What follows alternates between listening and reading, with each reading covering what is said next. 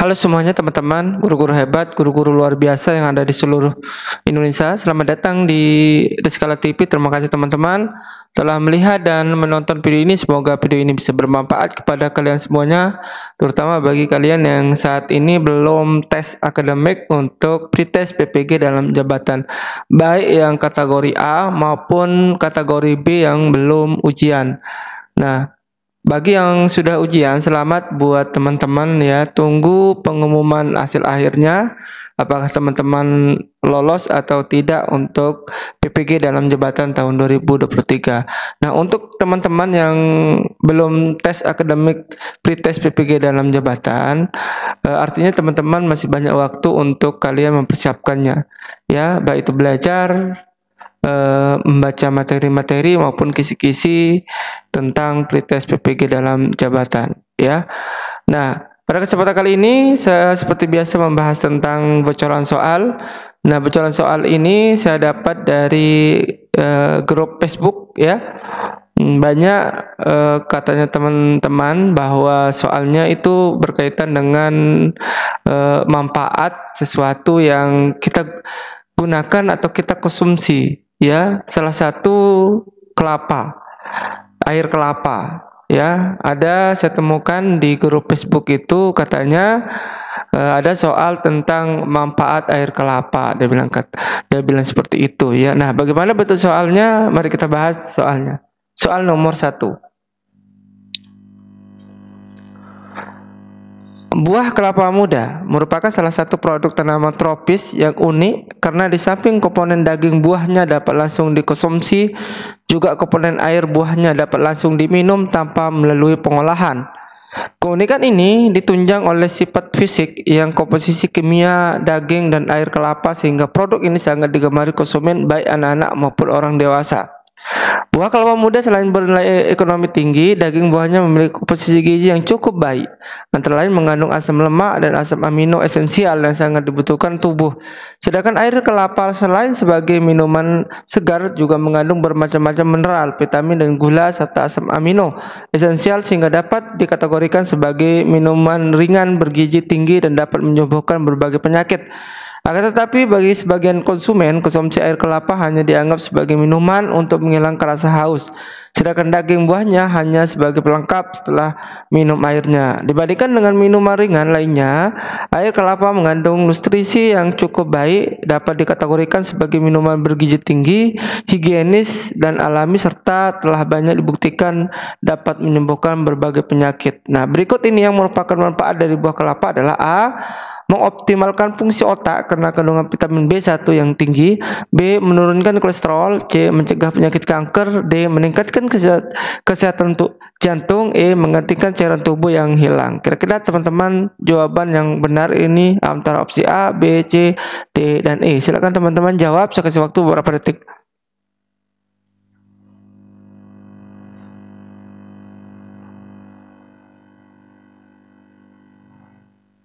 Oke, nah di soal nomor 1 ini hanya penjelasan tentang kelapa ya, baik itu daging isinya maupun airnya ya, penjelasan tentang itu. Kalau teman-teman baca silahkan baca ya, kalaupun tidak baca tidak apa-apa, yang penting kita baca pertanyaannya ya, sehingga kita tahu maksud dari soal nomor 1 seperti apa ya.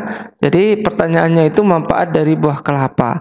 Kalau teman-teman sering mendengar iklan ya, dibilang menggantikan cairan tubuh yang hilang buah kelapa, dibilang kayak gitu kan di iklan tuh, sehingga yang benar manfaat dari buah kelapa ini yang E ya, menggantikan cairan tubuh yang hilang ya. Kalau yang lain ini ya mungkin ini manfaat dari jagung, nasi jagung ya.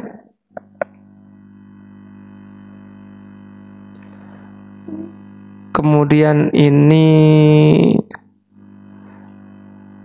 yang mengandung karbohidrat seperti ubi ya, dan lain-lain ya, sehingga manfaat dari buah kelapa itu yang menggantikan cairan tubuh yang hilang ya. Nah, itu soal nomor 1. Sekarang kita lanjut ke soal nomor 2. Nomor 2. tentang membaca sebuah grafik ya. Sama, ini soalnya panjang lebar ya. Kalau kita membaca dari awal sampai akhir kalau kita tes itu akan menghabiskan waktu. Sehingga kita lihat pertanyaannya dulu ya, baru kita baca di awal. Tapi jangan baca semuanya. Lihat awal, tengah maupun akhir. Dan sehingga kita tahu dari soal kalau soal itu panjang-panjang ya. Nah, di sini ada sebuah grafik ya. Nah, hasil panen salak yang lebih dari 12 ton terjadi pada tahun. Nah, tentu kita kalau sudah baca soalnya langsung kita lihat grafik, tidak perlu kita harus baca penjelasan tentang salak ya. Nah, kira-kira jawaban yang mana ya? A 2007 dan 2009, B 2008 dan 2009, C 2008 dan 2012, D 2011 dan 2012, E 2009 dan 2010. Kira-kira teman-teman jawab apa? Mana jawaban yang benar ya? Saya kasih waktu berapa detik. Oke, kita jawab sama-sama ya. Hasil panen yang lebih dari 12 ton. Nah, ini hasilnya dari mulai 2 ton, 4 ton sampai 14 ton. Nah, apakah 2007 dan 2009? Kita lihat 2007 itu di bawah 12 ton ya, tahun 2027. Kemudian 2009 juga di bawah 12 ton. Nah, yang jadi pertanyaannya yaitu lebih dari 12 ton, sehingga A ini salah ya. Kemudian 2008, 2008 oke, di atas 12 ton sesuai dengan pertanyaannya, lebih dari 12 ton. Kemudian 2009 tadi sudah dijelaskan bahwa dia tahun 2009 itu di bawah 12 ton, sehingga 2008 benar, tapi 2009 ini salah, sehingga nomor B ini juga salah. Yang C 2008 oke. 2008 lebih dari 12 ya, benar oke. 2012, nah ini melewati dari 12 ton, sehingga 2008 itu lebih dari 12 ton, 2012 juga lebih dari 12 ton, sehingga jawaban yang benar itu adalah yang C. Nah, coba kita cek yang D sama E. 2011 mana 2011 ini? 2011 ini hanya mendapatkan pas 12 ton, tidak melebihi 12 ton.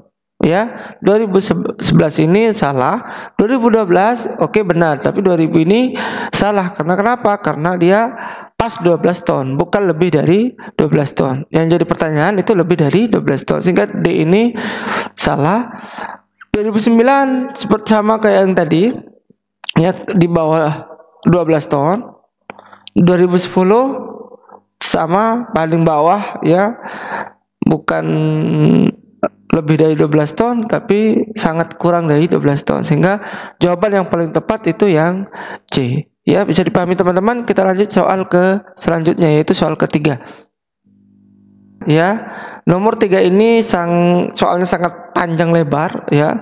Kalau kita baca itu akan menghabiskan waktu, sehingga kita baca dulu pertanyaannya ya, baru kita ke apakah dia nyambung atau tidak ke pernyataan di soal nomor 3 ini yang di atas ya. Nah, soalnya tentang pembibitan karet UD Mutiara Hijau, Desa Pargarutan baru memproduksi bibit unggul untuk varietas tanaman karet dengan target produksi 1.500 liter getah karet dari 200 pohon. Berapa banyak getah karet yang dapat dihasilkan dari satu pohon karet? Nah, ini kita sudah paham. Kalau kita sudah baca pertanyaannya, kita paham. Kita tidak perlu membaca soal yang panjang lebar ini. Ini hanya penjelasan tentang karet ya. Nah, begitupun dengan nanti soal pretest juga sama ya. Baca pertanyaannya, kemudian kalau memang tidak nyambung ke pertanyaan di atas itu tidak usah dibaca ya, langsung menjawab soalnya. Oke. Nah, opsinya itu adalah A 8,5 liter, B 8,0 liter, C 7,2 liter, D 7,0 liter, E 7,5 liter. Nah, kira-kira teman-teman opsi yang benar yang mana? Antara opsi A, B, C, D, dan E. Silakan teman-teman jawab. Oke, di sini pertanyaannya itu adalah 1.500 liter getah dari 200 pohon. Nah, berapa banyak getah karet yang dihasilkan dari satu pohon karet? Sehingga kalau kita mencari satu pohon karet itu berapa liter getah yang dihasilkan, maka 1.500 ya dibagi dengan 200, maka kita coret 0 supaya kita mudah membaginya ya. Itu sama dengan, jadi 15 dibagi 2. Oke. Nah, 15 yang mendekati 2 perkalian 2 yang mendekati 15 yaitu 7. 7 kali 2 14. 5 kali 4 1 ya. Turun 0 naik ke koma. Dikali berapa? 2 ini supaya hasilnya 10. Dikali 5 kali 2 10. Hasilnya habis. Jadi jawaban yang paling tepat di sini adalah 7,5. Nah, 7,5 liter ini untuk satu pohon ya. Kalau 1.500 itu 200 ya. Oke, bisa dipahami teman-teman. Kita lanjut ke soal nomor 4. Oke, soal nomor 4. Suatu sekolah mengadakan pentas seni untuk amal yang terbuka untuk masyarakat umum. Hasil penjualan tiket acara tersebut disumbangkan untuk korban bencana alam. Panitia memilih tempat berupa gedung pertunjukan yang tempat duduk penontonnya berbentuk sektor lingkaran terdiri dari 6 baris. Ya, nah ini tempat gedungnya ya. Penontonnya berbentuk sektor lingkaran terdiri dari 6 baris, 1, 2, 3, 4, 5, 6. Nah, banyak kursi penonton pada masing-masing baris membentuk pola barisan tertentu. Jika pada barisan pertama terdapat 25 kursi, baris kedua 35 kursi, baris ketiga 50 kursi, baris keempat 70 kursi, dan seterusnya. Tentukanlah banyak seluruh tempat duduk pada gedung pertunjukan itu. A. 500 tempat duduk, B. 300 tempat duduk, C. 200 tempat duduk, D. 400 tempat duduk, E. 100 tempat duduk. Nah, kira-kira jawaban yang mana teman-teman? Ya, antara opsi A, B, C, D, dan E. Silakan teman-teman jawab, saya kasih waktu berapa detik.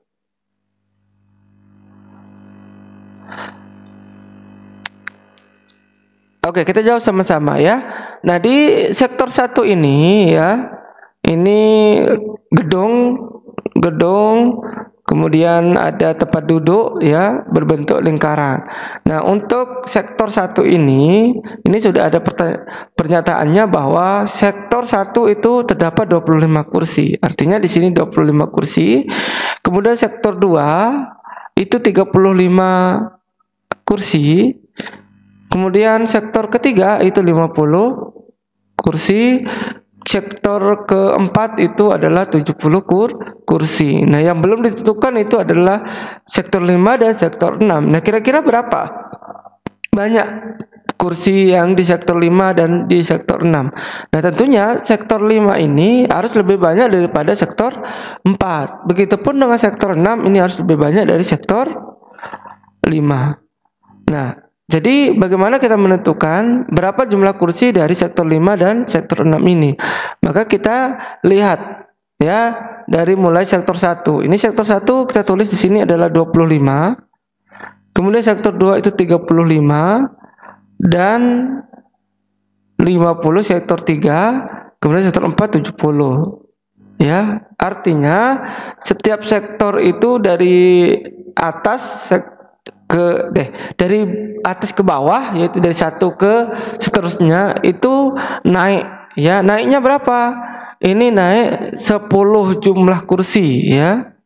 Ini 25, itu kalau 10 jadinya 35 bertambah 10. Kemudian di sektor 2 ke 3 itu naik jadi 15 ya. 15 kursi. Kemudian di sektor 4, 3 ke 4 itu naik ke 20. Artinya ke sini harus naik 25 karena kelipatan 5 ya. 10, 15, 20, kemudian di sini 25. Kalau 70 dikurangi 25 maka 95, ya. Nah, ini untuk sektor 5. Kita dapat sektor 5. Sekarang sektor 6 berapa? Sektor 6 tentu kelipatan 30. Kalau 30 ditambah 95 yaitu 125. Sehingga di sektor 5 itu jumlah kursinya adalah 95. Kemudian di sektor 6 itu 125.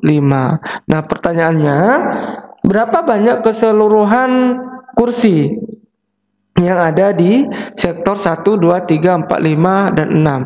Tinggal kita jumlahkan karena kita sudah tahu ya, sektor 1 sekian, sektor 2 sekian, sampai sektor 6 sekian. Kita jumlahkan ya.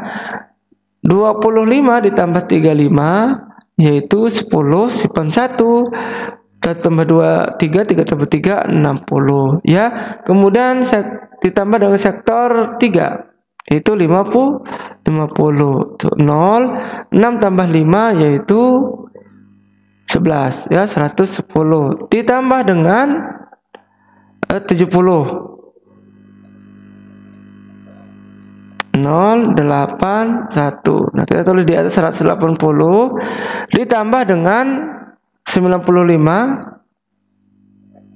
0 tambah 5 5, 9 tambah 8 17, simpan 1 275 ditambah dengan 125 ya.